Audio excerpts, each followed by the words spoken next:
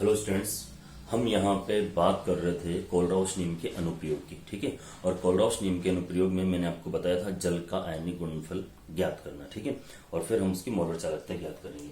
तो हमें पता है कि जब भी हम जल का आयनन करते हैं तो वो दो आयनों में टूटता है बेटा। एक तो H+ आयन और दूसरा OH- आयन, और दोनों इक्विलिब्रियम की अवस्था में होता है। ठीक है, तो अगर मैं इसके ऊपर द्रव्य अनुपाती क्रिया नियम लगाता हूं तो द्रव्य अनुपाती क्रिया नियमानुसार, चलो भाई मैं लगा देता हूं इसका नियम। तो यहाँ पे साम्य अवस्था स्थिरांक मतलब जल अपघटन स्थिरांक क्या आएगा, और हम ऊपर हमेशा रखते हैं उत्पादों की सांद्रता को और नीचे हम अभिकारकों की सांद्रता।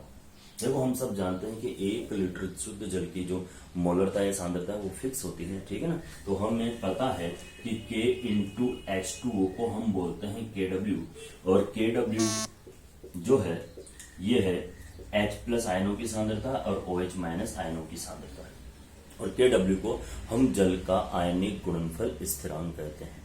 ठीक है बेटा। अच्छा जी, हमें यह पता है कि KW जो है ये दोनों का गुणनफल होता है H+ और OH- का। ठीक है, H+ आयनों की सांद्रता का H+ आयनों की जो मोलर चालकता का मान है वो फिक्स है, वो है हमारे पास 349.8, और OH- आयनों की सांद्रता का जो वैल्यू है वो है 198.5। ठीक है, ये दोनों की सांद्रता का मान है ohm inverse semi square mole inverse. ठीक है, उठा के जब हम यहाँ पे मान रखेंगे तो KW बराबर हमारे पास मान आएगा 349.8 प्लस 198.5, और KW का जो मान है वो है मेरे पास 548.3 ohm inverse semi square mole inverse. ये है हमारे पास KW का मान। ठीक है, जब अगर हमारे पास यहाँ KW का मान है, ठीक है, तो हम यहाँ पे H+ और OH- आयनों की सांद्रता भी निकाल सकते हैं। ठीक है, चलो जी, हम जानते हैं कि क्या जानते हैं, पहले मुझे इसको मिटाना पड़ेगा, है ना। हम जानते हैं कि 298 केल्विन ताप या रूम टेम्परेचर पर जल की मोलर चालकता जो है वो 5.54 इंटू विशिष्ट चालकता 5.54 इंटू 10⁻⁸। ठीक है, semi inverse ohm inverse semi inverse होती है। किसका मान है बेटा? ये K का मान है। तो K का मान है तो हम यहाँ पे सांद्रता निकाल सकते हैं, क्योंकि हमारे पास फॉर्मूला है सांद्रता बराबर K इंटू 1000 अपॉन λm। ठीक है, λm अनंत अनुतापन मोलर चालकता का हमारे पास यहाँ पे मान है। अब क्या करना बेटा, केवल वैल्यू रखना आपको 5.54 इंटू 10⁻⁸ इंटू 1000 अपॉन क्या था ये 548.3 ये था। ओके, अब देखो जब हम इसको सॉल्व करते हैं तो हमारे पास जो आंसर आता है मोलर चालकता जो सांद्रता आती है वो होती है 8.08 इंटू 10⁻⁷ मोल पर लीटर। ठीक है, ये पर आयन होता है। तो हमें पता है कि KW बराबर H+ आयन की सांद्रता OH- आयनों की सांद्रता, एक आयन का मान ये है तो 1.01 इंटू 10⁻⁷ इंटू 1.01 इंटू 10⁻⁷। तो KW का मान जो होता है ये 1 ले लेता हूं, 1 इंटू 10⁻14 होता है रूम टेम्परेचर पर। ठीक है, ये चीज हम इसके अंदर पढ़ते हैं कोलराउस के अनुप्रयोग के अंदर। ठीक है, हालांकि ये जो है कोर्स में नहीं है लेकिन क्वेश्चन जरूर दिए हुए हैं। आपकी जो बुक है RBSc की उसके अंदर ही दिया हुआ नहीं है, लेकिन पीछे एक आध क्वेश्चन इस टाइप के हैं, इसलिए आपको ये भी थोड़ा सा सीखना पड़ेगा। ठीक है बेटा, अब हम यहाँ पे सबसे अच्छी और इम्पोर्टेंट चीज, हालांकि पूरा चैप्टर इंपोर्टेंट है, ठीक है, इस चैप्टर की जो चीज है उसके बारे में बात करेंगे, और वो है गैल्वेनिक सेल। ठीक है, हम यहाँ पे बात करने वाले हैं गैल्वेनिक सेल की या वैद्युत रासायनिक सेल। ठीक है, वैद्युत रासायनिक सेल या गैल्वेनिक सेल की हम यहाँ पे बात करेंगे, क्या होता है। ठीक है, ये वैज्ञानिक गैल्वेनिक और सी वोल्टा द्वारा खोजा गया था, तो उसी ने बनाया था, इसलिए उनके रेस्पेक्ट में इनका नाम गैल्वेनिक सेल या वोल्टिक सेल रखा गया है। ये सेल करता क्या है, मैंने आपको पहले बताया था कि सेल एक डिवाइस होता है जो क्या है एक्सचेंज ऑफ एनर्जी शो करता है, ऊर्जा का परिवर्तन, ठीक है, विद्युत ऊर्जा से रासायनिक ऊर्जा और रासायनिक ऊर्जा से विद्युत ऊर्जा। तो यहाँ पे गैल्वेनिक सेल वह डिवाइस है, वह युक्ति है, वह साधन है जो रासायनिक ऊर्जा को विद्युत ऊर्जा में कन्वर्ट करता है, ठीक है बेटा, जो रासायनिक ऊर्जा को विद्युत ऊर्जा में परिवर्तित करता है। लेकिन हम थोड़ा सा इस सेल के बारे में बात कर लेते हैं। गैल्वेनिक सेल, ठीक है, या वोल्टिक सेल। अब एक्चुअल में इस सेल के अंदर होता क्या है पहले समझ लेते हैं। मैंने आपको पहले बताया था कि जितने भी सेल होते हैं वो रेडॉक्स सेल होते हैं, है ना, मतलब वहां एक छड़ पे इलेक्ट्रॉन त्यागे जाते हैं, दूसरी छड़ पर इलेक्ट्रॉन ग्रहण किए जाते हैं। एक छड़ एनोड का कार्य करती है, दूसरी छड़ कैथोड का कार्य करती है। तो एक ही सेल में दोनों ही छड़े हैं, इसलिए हम इसको रेडॉक्स सेल का नाम देते हैं, ठीक है। चलो जी, अब इसके अंदर क्या क्या होता है सामने देखिए। इसमें दो कंटेनर या दो पात्र होते हैं, ये एक कंटेनर और ये दूसरा कंटेनर, इसमें दो पात्र होते हैं, ठीक है। एक कंटेनर में निश्चित सांद्रता का 0.1 m 1 mm इस तरह सांद्रता लेते हैं का जिंक सल्फेट का विलयन भरा होता है, और दूसरे कंटेनर में भी फिक्स सांद्रता का 0.1 m सांद्रता का कॉपर सल्फेट का विलयन भरा हुआ होता है, ठीक है। जिंक सल्फेट के विलयन में डूबी हुई होती है जिंक की छड़, ठीक है, जिंक सल्फेट के विलयन में डूबी होती है जिंक की छड़, और कॉपर सल्फेट के विलयन में डूबी होती है कॉपर की छड़, ठीक है। यह है कॉपर रोड या कॉपर छड़ लिख दो बेटा, ये है जिंक छड़ या जिंक रोड, ठीक है। कभी कंप्लीट स्पेसिफिकेशन नहीं आया, कभी एनोड की रिएक्शन पूछ लेते हैं, कभी कैथोड की, कभी हाफ सेल क्या है, वो इस तरह से बातें, मतलब इस तरह से बातें पूछी जाती है इसमें, ठीक है ना। ओके, अब देखिए यहां पर ये छड़ डाल देते हैं, ठीक है। अब इसके अंदर होता क्या है, अर्ध अभिक्रियाएं मैं आपको समझाऊंगा, ठीक है। और इसके अंदर यहाँ पे ये जिंक जो है, जिंक इलेक्ट्रॉन त्याग कर Zn+2 आयन बनाता है, ये इलेक्ट्रॉन त्यागता है। ये इलेक्ट्रॉन कहाँ आएंगे, इस छड़ के ऊपर आएंगे बेटा, इसलिए यहां पर नेगेटिव साइन आता है और इस पर पॉजिटिव साइन आता है। मैंने आपको बताया था कि गैल्वेनिक सेल और विद्युत रासायनिक सेल में क्या अंतर है ना, वहां पे एनोड हमेशा पॉजिटिव होता है या एनोड नेगेटिव होता है, ठीक है। और जब हम इसको एक तार से जोड़ते हैं तो यहाँ पे मैं एक वो लगा देता हूं वोल्टमीटर नापने का, है ना, तो स्वतः ही इलेक्ट्रॉन एनोड से निकलकर कैथोड की ओर जाते हैं, इसलिए मैंने कहा था इट्स स्पॉन्टेनियस, ठीक है ना। ये एक सतत सेल है, एक दूसरा था वो नॉन स्पॉन्टेनियस था, ठीक है। तो यहाँ पे इलेक्ट्रॉन जिंक छड़ से निकलकर कहां जाते हैं, कैथोड की ओर। तो ये डायरेक्शन ऑफ इलेक्ट्रॉन है, इलेक्ट्रॉनों की दिशा, और आपको बताया धारा इसके विपरीत दिशा में बहती है, तो ये जो है करंट या धारा की दिशा है, ठीक है। अब ये सेल कब तक काम करेगा, जब तक इलेक्ट्रॉन होगा। तो हम इसको बैलेंस करने के लिए यहाँ पे एक उल्टे यू आकार की नली लगा देते हैं, जिसे बोलते हैं सोल्ट ब्रिज। सोल्ट ब्रिज का क्या कार्य है, सोल्ट ब्रिज जो है ये इन दोनों विलयन को उदासीन बनाए रखता है, ठीक है। ये इलेक्ट्रॉनों का आदान प्रदान दर्शाता है, किंतु विलयन का आदान प्रदान नहीं दर्शाता है। इस सोल्ट ब्रिज लवण सेतु के अंदर, इसको सोल्ट ब्रिज बोलते हैं बेटा, लवण सेतु, ठीक है।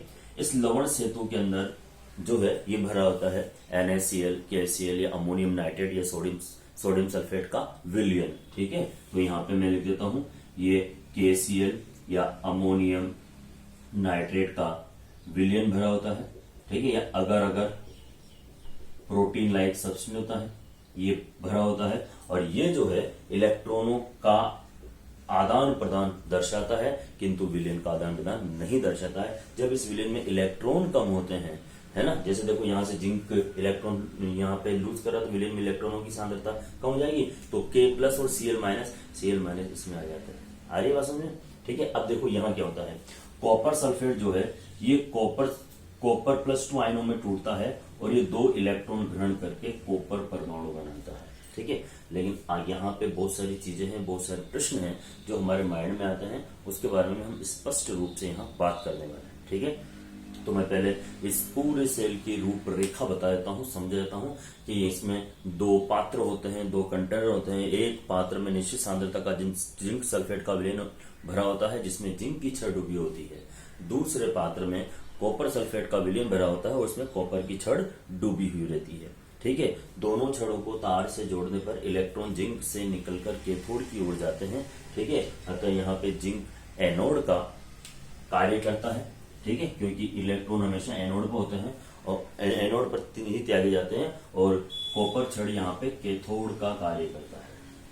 ठीक है, सेल को उदासीन बनाए रखने के लिए दोनों पात्रों को एक उल्टे यू आकार की ट्यूब लवण सेतु से जोड़ दिया जाता है जिसके अंदर केसीएल या अमोनियम नाइट्रेट या अगार अगार का विलयन भरा हुआ होता है। ये इलेक्ट्रॉनों का आदान प्रदान दर्शाता है, विलयन का आदान प्रदान नहीं दर्शाता है। ठीक है, और सेल को उदासीन बनाए रखता है। आगे बात समझे। ठीक है, अब देखो जिंक सल्फेट के विलयन में जिंक की छड़ होती है। ठीक है, यहां देखो दोनों ही, एक और क्वेश्चन यहां पूछते हैं भाई ये भी धातु है ये भी धातु है, तो ये इलेक्ट्रॉन त्याग रही है, इलेक्ट्रॉन ग्रहण कर रही है, ऐसा क्यों? ठीक है, तो आपने देखा होगा बेटा इलेक्ट्रोकेमिकल सीरीज विद्युत रासायनिक श्रेणी के अंदर जो ऊपर आता है या जिसके इलेक्ट्रोड विभव का मान है ना, अपचयन विभव का मान जितना कम होता है या माइनस में होता है वो पहले इलेक्ट्रॉन लूज करता है। ठीक है, और दूसरा वाला उस इलेक्ट्रॉन को ग्रहण करता है। तो यहाँ पर जिंक इलेक्ट्रॉन त्यागता है। ठीक है, अतः यहाँ जिंक एनोड का कार्य करता है और ये त्यागे गए इलेक्ट्रॉन कॉपर सल्फेट के विलयन में उपस्थित कॉपर आयनों द्वारा ग्रहण किए जाते हैं।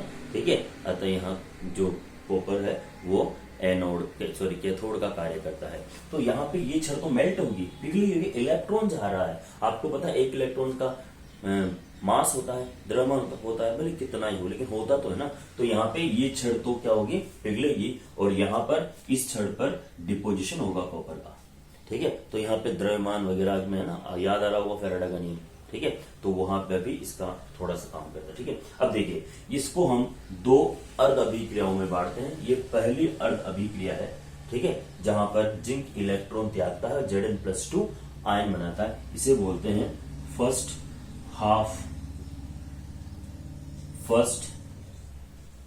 Half reaction. ठीक है, और ये है ऑक्सीकरण या ऑक्सीडेशन लिख देता हूं यहाँ पे। ये देखो यहाँ पे कॉपर आयन इलेक्ट्रॉन ग्रहण करके कॉपर परमाणु बनाते हैं, तो इसे द्वितीय सेकंड हाफ रिएक्शन बोलते हैं जिसमें रिडक्शन हो रहा है।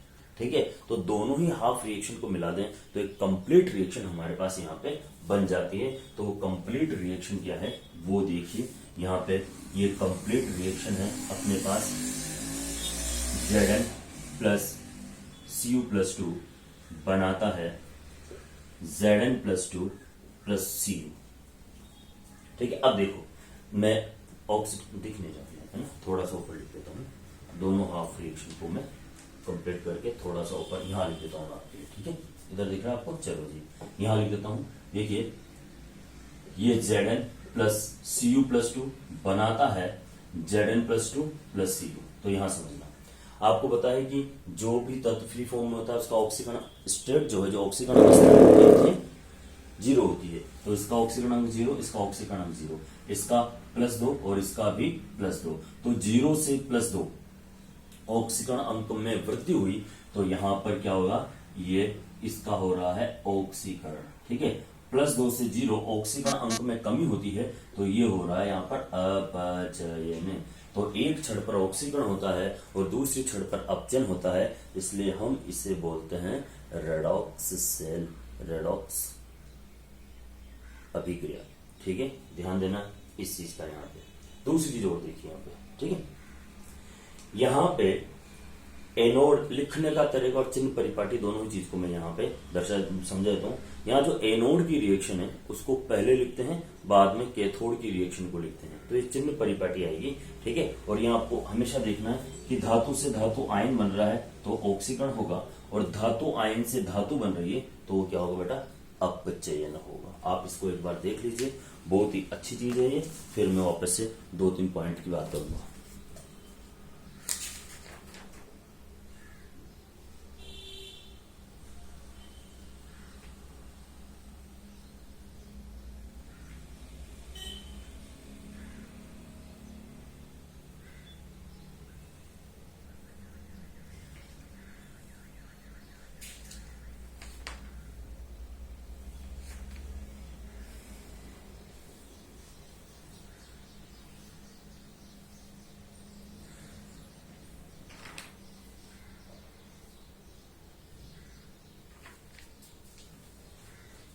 ओके बेटा, अब देखिए यहाँ पे एक चीज और अलग अलग ट्रिक से बताते हैं। Loan, left, oxidation, anode negative. इसमें एनोड जो है वो नेगेटिव होता है, ठीक है।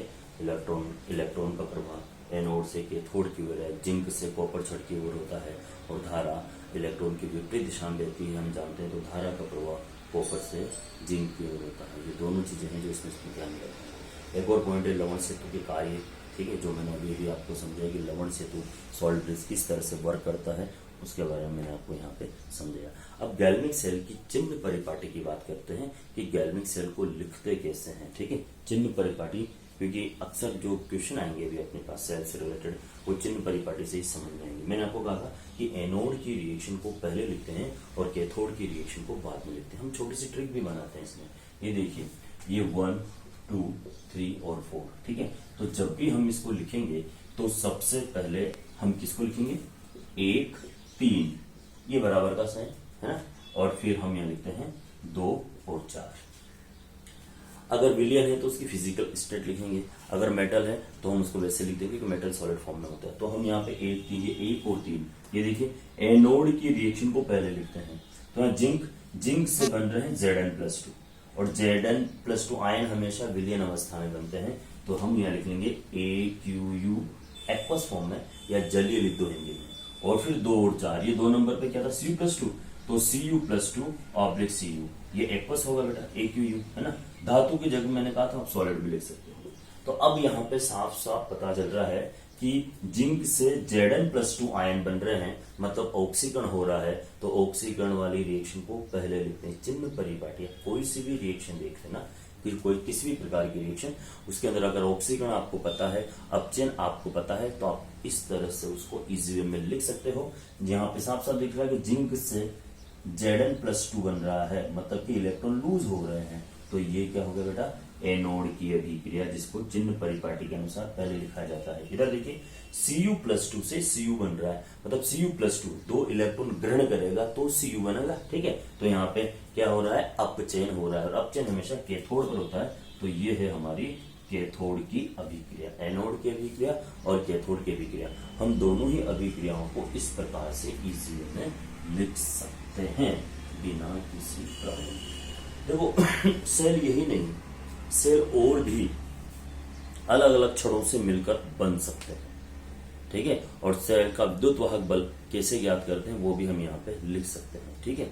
तो फिर अभी छड़ व्यूह पढ़ाएंगे, मानक छड़ व्यूह भी आपको पढ़ाएंगे, लेकिन पहले मैं आपको समझा देता हूँ कि हम गैल्वेनिक सेल में केवल 2 ही छड़ें लेते हैं, कॉपर की और छड़ की। अगर निकल की ले ली, आयरन की ले ली, एल्यूमिनियम की ले ली, मैग्नीशियम की ले ली, तो हम उसको कैसे पता करेंगे कि इसमें से कौन सा एनोड होगा, कौन सा कैथोड होगा। ये तो हम रट लेते हैं, पढ़ लेते हैं, बच्चा 11th क्लास में भी यही सेल है ना, तो उस तरह से बात होती रहती है। लेकिन अगर अलग अलग छड़ देते हैं, बोलो निकल की छड़ दे दी है ना, और आयरन की दे दी, फिर उस कंडीशन में आप कैसे पता करोगे कि कौन सा एनोड होगा और कौन सा कैथोड होगा। उसके लिए आपको वो इलेक्ट्रोकेमिकल सीरीज, वैद्युत रासायनिक श्रेणी, वो याद करनी पड़ेगी, ठीक है ना, जो मैंने आपको पहले भी लिखा रखी है, ठीक है। तो वो सीरीज अगर आपको याद है तो आपको सोचने की जरूरत नहीं है। और आपको ध्यान रखना कि ऊपर वाली जो मेटल है, ठीक है, वो हमेशा एनोड बनेगी, और उसके नीचे जो आएगा वो हमेशा कैथोड बनेगी। फिक्स है ये चीजें, ठीक है। तो उसी के आधार पर हम यहाँ पे बात करेंगे, ठीक है। तो पहले हम यहाँ पे बता देते हैं कि सेल विभव कैसे निकालते हैं। तो किसी भी सेल का विभव निकालने के लिए ई सेल का विद्युत वाहक बल बराबर, ठीक है, बराबर ई कैथोड छड़ का विद्युत वाहक बल, ठीक है, और माइनस ई एनोड का विद्युत वाहक बल, ठीक है।